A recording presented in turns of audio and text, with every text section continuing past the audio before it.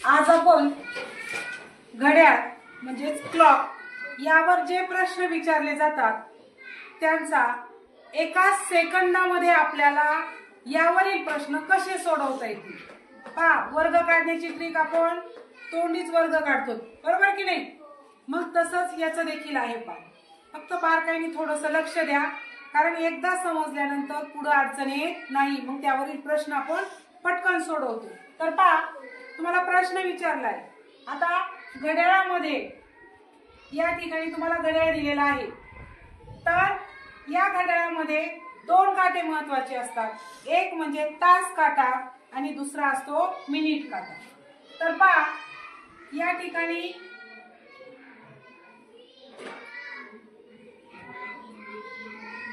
हा जो थोडासा जाड असतो पहा, तो असतो तास काटा आणि हा थोडासा त्याच्यापेक्षा बारीक असतो तो मिनिट काटा असतो आणि तिसरा एक असतो सेकंद काटा।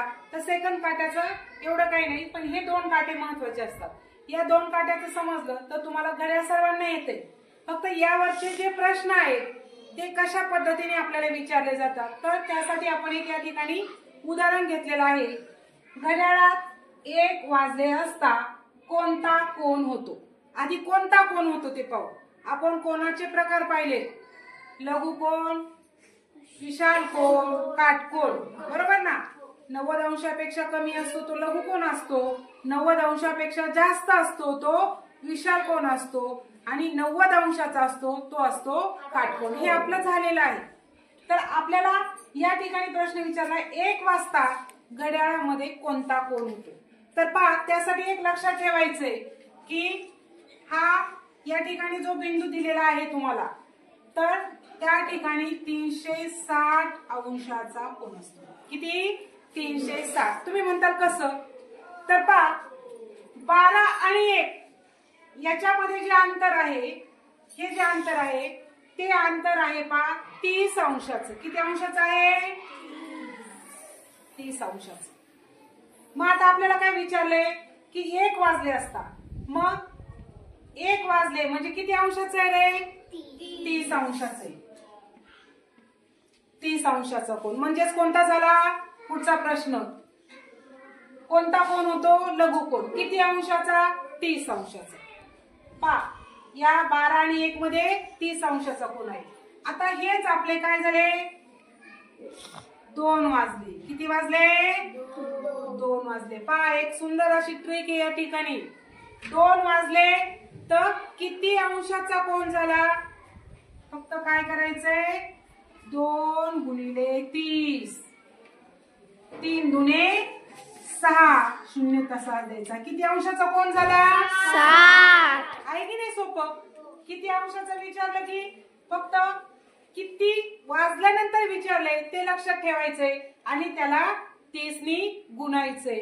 आपल्याला लगेच तो किती अंशाचा कोन झाला त्या ठिकाणी येतं। पहा, 3 वाजले असता, 3 गुणिले 30, 3 त्रिक 90 अंशाचा। पहा, 90 अंशाचा कोणता असतो रे? काटकोन। कोणता असतो?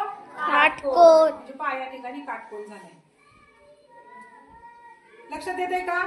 त्यानंतर किती घेतला आपण? या ठिकाणी 4 घेतले, 4 गुणिले 3, 4 त्रिक 12, 0 0 म्हणजे विशाल कोन झाला। कुठं? 4 वर। प्रश्न काय विचारलाय? कोणता कोन म्हणलं की विशाल कोन, किती अंशाचा म्हणलं की 120 अंशाचा येतो। लक्षात येतंय?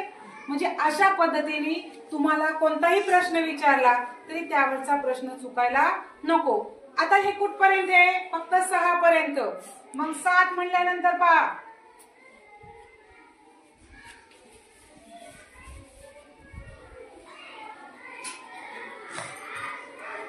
आता किती? 6 वाजले, 6 गुणिले 30, 6 12 सावित्री 18, 18 म्हणजे 180 अंशाचा कोन झाला। आता 7 बघा, 7 गुणिले 30, 7 त्रिक 21 म्हणजे 100 अंशाच्या पुढे गेल्या, बरोबर? परंतु आपल्याला या ठिकाणी पहा कोणता येतोय? विशाल कोणच येतोय. मग आता या ठिकाणी 7च्या नंतर काय करायचंय? लक्षात घ्या, 7च्या नंतर काय करायचंय? किती आले? 210. या ठिकाणी मी किती दिलं तुम्हाला? 360. मग या 360 वजा 210, शून्यातून शून्य गेला, 6तून 1 गेला, 5, 3तून 2 गेले 1, म्हणजे 150 अंशाचा कोन. कुठं? 7वर. म्हणजे 7च्या पुढं, 7 पासून पुढं काय करायचंय? 360 मधून येणारा कोन वजा करायचा आहे, म्हणजे आपल्याला या ठिकाणी तो कोन मिळतो. आहे की नाही सोपं? एकदम सोपं आहे. पा फक्त 7च्या पुढे गेल्यावर ही ट्रिक लक्षात ठेवायची आणि त्याच्या आधी ज्या आहेत त्या अंकाला 30 ने गुणायचे आणि येणारा आपल्याला कोणता कोन येतोय तो लगेच लक्षात येतोय आणि किती अंशाचा येतोय ते या ठिकाणी डायरेक्ट येते. म्हणजे अशा पद्धतीने घड्याळावरील प्रश्न तुमचे चुकणार नाही. फक्त ही गोष्ट लक्षात ठेवायची. समजलं सगळ्यांना?